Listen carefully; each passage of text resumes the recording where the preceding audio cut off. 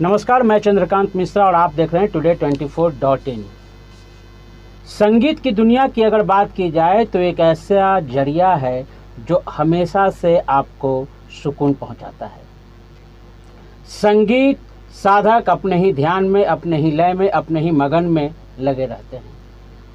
आवाज़ की दुनिया की अगर बात की जाए और बिहार के बारे में बात करें तो बिहार की मिट्टी ने कई आवाज़ें दी हैं, तो कई नेतृत्व करने वालों को भी दिया है।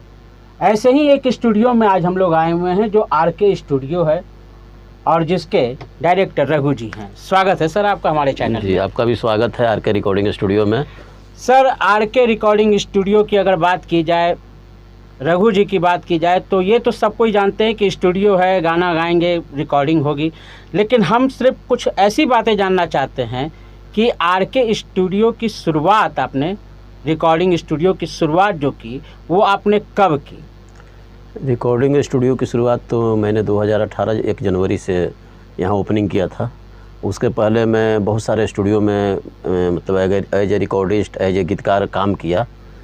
उसमें से जैसे सिम्फनी स्टूडियो है रंजय भैया का, यहाँ पे है मंदिरी में, वहाँ काम किए। बाकरगंज के 3-4 स्टूडियो में मैंने काम किया है। और वैसे वैसे गाना भी मैं लिखता था, तो शौक़ था, गीत लिखने का शौक़ था, म्यूजिक से प्रेम था। तो थोड़ा सा फ्लैशबैक लेते हैं टेक्निक और पीछे की ओर चलते हैं और जानते हैं कि रघु जी ने पढ़ाई लिखाई जो है वो कहाँ से की है? मैं ग्रेजुएशन किया हूँ, हिस्ट्री से ऑनर्स किया हूँ पटना ही से। मगध यूनिवर्सिटी था पहले, अभी भी है मगध यूनिवर्सिटी से। और मैट्रिक तो मैं अपने गांव से किया था, भोजपुर ज़िला मेरा घर है। और इंटर की अगर बात करें तो? इंटर आईएससी में किया था पटना से, बीडी इवनिंग कॉलेज से। आईएससी करने के बाद आमतौर पे जो भी कैंडिडेट होता है, जो बच्चा होता है, उसके जहन में दो ही बात होती है, या तो मेडिकल सेक्टर जाना है या फिर इंजीनियरिंग सेक्टर जाना है। ये यंत्र को छोड़ के तंत्र आपने कैसे पकड़ लिया? म्यूजिक से लगाव था मेरे घर में, बचपन से माहौल था वैसा म्यूजिक का।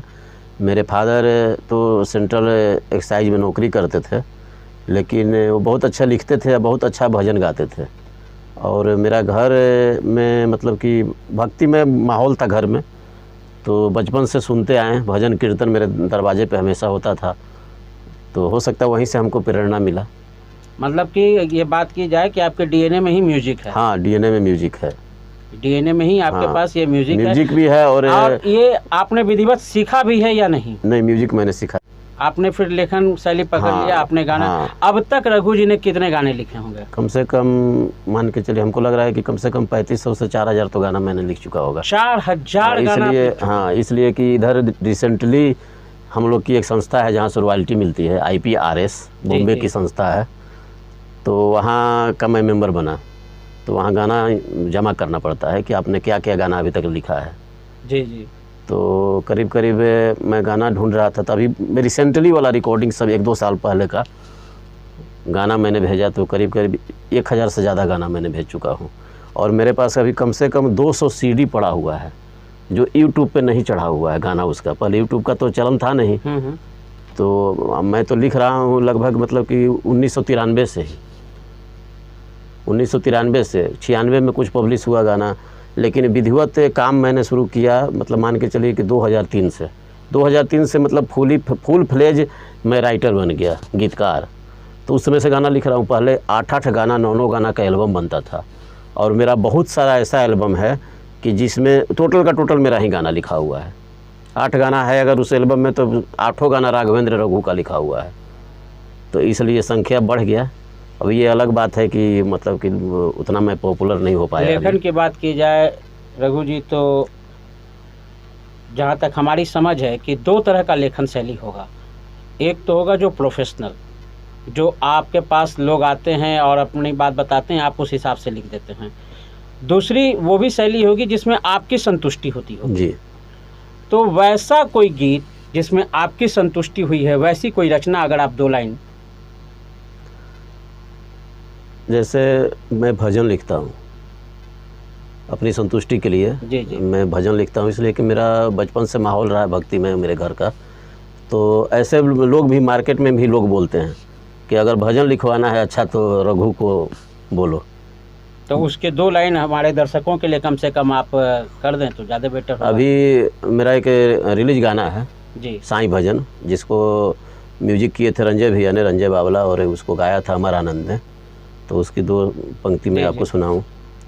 हे साईं महाराज तुम्हारी महिमा अपरंपार, हे साईं महाराज तुम्हारी महिमा अपरंपार, जो भजता है नाम तुम्हारा, जो भजता है नाम तुम्हारा, उसका हुआ उद्धार, हे साईं महाराज तुम्हारी महिमा अपरंपार। वाह, बहुत खूब, बहुत खूब। साईं बाबा को आपने याद कर लिया। ये रघु जी का वो गाना है जिसमें उनको संतुष्टि मिलती है।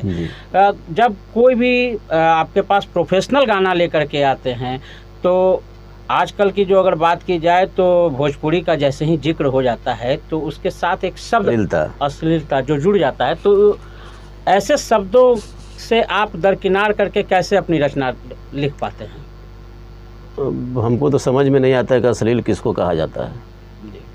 अश्लीलता की परिभाषा क्या है, ये आज तक हमको समझ में नहीं आया। इसलिए कि बड़े बड़े राइटरों का, बड़े बड़े जो गीतकार हैं बॉलीवुड का, उनकी भी रचना में बहुत सारा सुना हूँ, तो उसको भी तो लोग अश्लील ही कहा जाएगा। जैसे कि बहुत गाना एक फेमस हुआ था जिसको लिखने वाले बहुत बड़े गीतकार आनंद बख्शी, नाम सुने होंगे। जी जी बिल्कुल। आनंद बख्शी साहब का मैं उनको बहुत तहे दिल से मैं उनको बहुत मानता हूँ। अभी हमारे बीच नहीं है। उनका एक गाना लिखा हुआ है, चोली के पीछे क्या है, चोली के पीछे, है ना। तो क्या आप कह सकते हैं कि यहीं से 2 अर्थी गानों का जन्म हो गया? आप अगर समझ रहे हैं उसको दूसरे अर्थ में तो वो अश्लील हो गया। अच्छा। 2 अर्थी जिसको कहा जाता है। जी जी। राइटर लिखने वाला एक अर्थ लिख दिया, समझने वाला उसको दूसरा अर्थ निकाल दिया। तो आपको यहाँ पे गाना जब आप लिखते हैं सर, तो आपको क्या लगता है कि आज की लेखन शैली से आने वाले भविष्य के जो भी लोग हैं उनको हम लोग अच्छी रचना दे पाएंगे? दे रहे हैं, हम लोग अच्छी रचना दे रहे हैं, लोग सुन नहीं रहे हैं, लोग सुन नहीं रहे हैं। अश्लील गाना जिसको कहा जाता है, अश्लील शब्द डाल दीजिए, चोली लहंगा, समझना, हुर देव, हई कर देव, गोली मार देव, उसका यूट्यूब पे दर्शक बहुत है। आजकल यूट्यूब से कमाई आता है कंपनी को, यूट्यूब से ही सिंगर कमाते हैं, यूट्यूब से ही जो कमाते हैं सिंगर, तो हम लोगों को ला के पैसा देते हैं कि भैया ये लीजिए गाना लिखने का पैसा।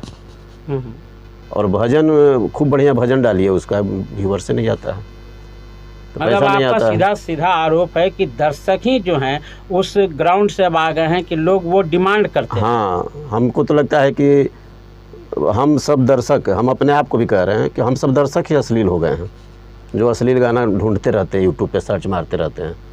गाना ही नहीं, बहुत सारा अश्लीलता को लोग खोज खोज के देखता है यूट्यूब पे।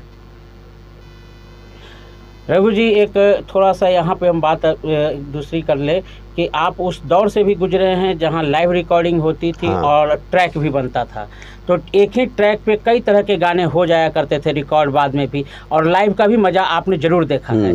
तो आज क्या वो लाइव रिकॉर्डिंग को आप मिस करते हैं? हाँ, बहुत मिस करते हैं। लाइव रिकॉर्डिंग में इतना मज़ा आता था, टीम वर्क होता था, 10-10 आदमी का टीम है, dholak, tabla, banjo, clarinet, keyboard, pad, झाल, कम से कम इतना म्यूजिक तो रहता ही रहता था। फ्लूट, अगर भक्ति कर रहे हैं तो फ्लूट भी बजवाना है उसमें, कभी सारंगी भी बजता था, हम सितार भी बजवाए हुए हैं पटना में हम, मतलब कि बहुत अच्छे अच्छे इंस्ट्रूमेंट, गिटार, एकॉस्टिक गिटार बजता था, मैंडोलियन बजता था।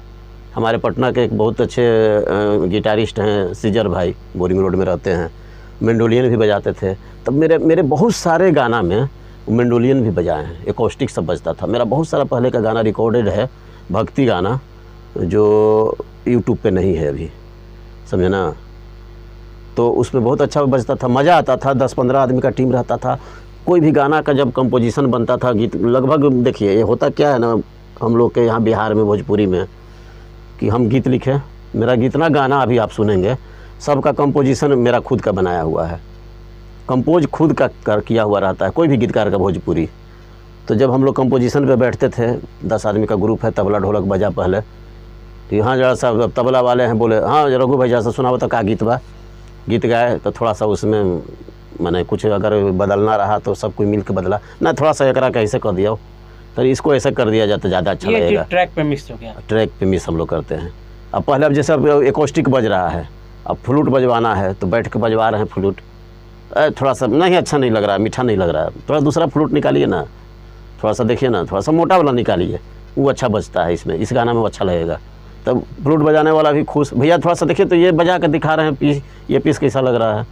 तो काम करने में मज़ा आता था। सुबह 8 बजे काम शुरू होता था, रात बीत गया 12 बज गया कि 2 बज गया कि फिर सुबह हो गया, पता ही नहीं चलता था। म्यूजिक का जुनून रहता था। अच्छा, कोई म्यूजिशियन आपको हड़बड़ाता नहीं था कि इतना कैसे, भूखे प्यासे लोग काम कर रहे हैं, खाना आ गया है, रखा हुआ है ऑफिस में, खाना खाना है, अरे रुक जाइए एक गाना और बजा ले बेदा, एक गाना और बजा ले बेदा, इतना मिजाज से काम किया जाता था। अब क्या है, अब तो ट्रैक बन गया, सारा कंप्यूटराइज म्यूजिक बन जाता है, कीबोर्ड बजा, उसी का फ्लेवर चेंज हो गया कंप्यूटर से सारा। अब सिंगर भी वैसा ही आता है, बेसुरा बेताला सिंगर आएगा पैसा लेकर। अगर आपको मन नहीं भी है गवाने का तो आप अगर मना करते हैं तो जो दूसरे बगल में आपके स्टूडियो खुला हुआ है, 75 ठो स्टूडियो है, दूसरे स्टूडियो में जाके आपके हक का पैसा दे देगा। हम पहले नहीं करते थे बेसुरा लोग का रिकॉर्डिंग, तो मेरा एक दोस्त है, बोले कि आप नहीं करते हैं तो आपके हक का पैसा तो दूसरे जगह जाकर दे ही देगा ना, तो आप उसका रिकॉर्डिंग कीजिए, अपना नाम मत डालिएगा, बात खत्म हो गया। वो बेसुरा गा रहा है, गाने दीजिए उसको, पैसा आपको मिल रहा है, घर भी तो चलाना है, परिवार भी चलाना है ना, बाल बच्चा को पोसना पालना पढ़ाना लिखाना। रघु जी से अब ये जान ले कि रघु जी का अभी लाइफ का गोल क्या है? लाइफ का गोल है कि अच्छा कंपोजिंग करना, अच्छा गीत लिखना और लोगों के सामने कुछ बेहतर परोसना, ताकि मेरे नहीं रहने के बाद भी लोग मेरा जब गीत सुने, गाना सुने तो लोग कहे कि ना कुछ लिख कर गया, कोई ना कोई एक ट्रेडमार्क हो जाता है। जैसा अभी आप ही ने जिक्र करके बताया कि आनंद बख्शी ने गाना लिखा, चोली के पीछे क्या है, तो एक पहचान का गीत क्या रघु जी के लिए आज तक में बन पाया है? हम भजन मेरा पहचान है, आप मेरा भजन सुन सकते हैं जी। हाँ, और भजन में ही हम पहचान बनाना भी चाह रहे हैं। भजन हम अभी बहुत लिख भी रहे हैं, बहुत सारा मेरा भजन अभी आने वाला है और मेरी प्लानिंग भी है। मैं खुद के लिए भी, मेरा भी चैनल है, मैं अपने चैनल के लिए भी, मेरा चैनल है विष्णु म्यूजिक। विष्णु म्यूजिक भक्ति करके एक चैनल मेरा बनने वाला है। भाई दर्शकों से मेरी एक अपील होगी कि इनका विष्णु चैनल जो है उसको भी आप लोग लाइक कर लें, शेयर कर लें और सब्सक्राइब भी कर लें। हाँ, उस पर हर तरह का गाना है और अच्छा अच्छा गाना है। विष्णु म्यूजिक VISHNU टाइप कीजिएगा और मेरा लिखा हुआ उस पर, हमको लगता है 99% मेरा लिखा हुआ गाना है, करीब करीब 555 गाना उस पर आ गया है अभी तक। और मेरी कोशिश है कि 555 में एक 0 बढ़ जाए जल्दी से जल्दी, उतना गाना लिखने का टारगेट मेरा है। हम चाह रहे हैं कि कम से कम 2-3 साल 5 साल में कम से कम 10,000 गाना इस चैनल पर मेरा लिखा हुआ रहे। और इसी नाम से, विष्णु म्यूजिक भक्ति नाम से, हम एक चाह रहे हैं कि भक्ति बनाएं, एक हिंदी का और एक भोजपुरी का, अलग अलग 2 चैनल। आप लोग का सहयोग रहा तो। रघु जी एक और बात कि आप आज के जो नए बच्चे हैं जो स्टूडियो के फील्ड में आना चाहते हैं, करियर बनाना चाहते हैं, उनके लिए क्या संदेश देंगे? आने से पहले किस तरह का प्रिपरेशन करके वो इस सेक्टर में आए? अगर इस सेक्टर में आना है ना तो कम से कम 2-4-5 साल सीख ले म्यूजिक, कोई अच्छे गुरु को पकड़ के जी, उस गुरु का सेवा करके म्यूजिक सीख लो। गाना बजाना करना है, अगर सिंगर बनना है तो कुछ तो सीख लो जी, उसके बाद आओ, तब तुम्हारा भविष्य उज्जवल है। और नहीं तो खेत बेच कर आओगे, 2-4 ठो गाना गाओगे, पैसा बर्बाद करोगे, जाओगे घर। चलिए, आपने इतना समय दिया, बहुत बहुत धन्यवाद रघु जी, बहुत बहुत शुक्रिया। तो आपने देखा कि ये रघु जी थे आरके रिकॉर्डिंग स्टूडियो के डायरेक्टर। रघु जी से हम लोग बातचीत कर रहे थे, कई मुद्दों पे हम लोगों ने बात की, अश्लीलता को लेकर के हम लोगों ने बात की, नए सिंगरों को लेकर के बात की, खुद उनके लाइफ के गोल के बारे में बात की और कई तरह के बातों से हम लोग 2-4 हुए और समझे कि रिकॉर्डिंग के सेक्टर में आगे आने के लिए क्या क्या करके आना पड़ता है। इसी तरह की तमाम खबरों से जुड़े रहने के लिए आप हमारे चैनल को लाइक करें, शेयर करें और सब्सक्राइब करें। आपके तमाम सवालों की जवाब की जीत के साथ मैं Chandrakant Mishra, today24.in। Thank you. Video को लाइक करें, शेयर करें, सब्सक्राइब करें और तमाम तरह की खबरों से जुड़ने के लिए बेल आइकन को ज़रूर दबाएं। धन्यवाद।